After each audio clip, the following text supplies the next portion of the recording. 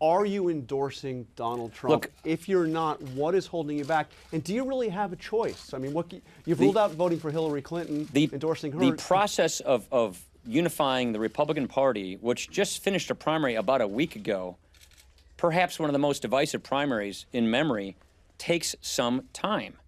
Look, there are people who are for Donald Trump, who are for Ted Cruz, who are for John Kasich, who are for Marco Rubio and everybody else. And it's very important that we don't fake unifying, we don't pretend unification, that we truly and actually unify so that we are full strength in the fall. I don't want us to have a fake unification process here. I want to make sure that we really truly understand each other and that we are committed to the conservative principles that make the Republican Party, that built this country. And again, I'm very encouraged. I heard a lot of good things from our presumptive nominee, and we exchanged differences of opinion on a number of things that, you know, everybody knows we have. There are policy disputes that we will have. There's no two ways about it. Plenty of Republicans disagree with one another on policy disputes, but on core principles. Those are the kinds of things that we discussed. And again, I'm encouraged. Craig, his personality, I thought he has a very good personality. He's a very warm and genuine person. Like I said, I met him for like 30 seconds in 2012. So we really don't know each other. And we started to get to know each other. So I actually had a very pleasant exchange with him. That's point number one. Point number two, look, there are just things we really believe in as conservatives. We believe in limited government. We believe in the Constitution. We believe in the proper role of the differences in the separation of powers.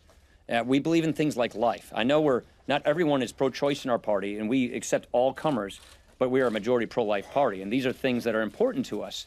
And so we just had a good exchange of views on these kinds of issues. I think he's over having the same conversation with the Senate right now. Our leaders met with him, and everybody expressed opinions and exchanged ideas. And so the point of this is, I think we're off to an encouraging start. It is important that we get ourselves to full strength so that we can win in the fall, because the stakes could not be higher.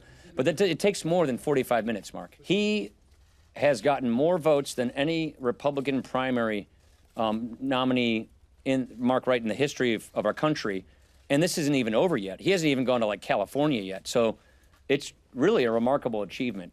So the question is, and this is what we think we can be a party to helping, how do we unify it all? So this is really a big and growing movement. How do we keep adding and adding and adding voters while not subtracting any voters?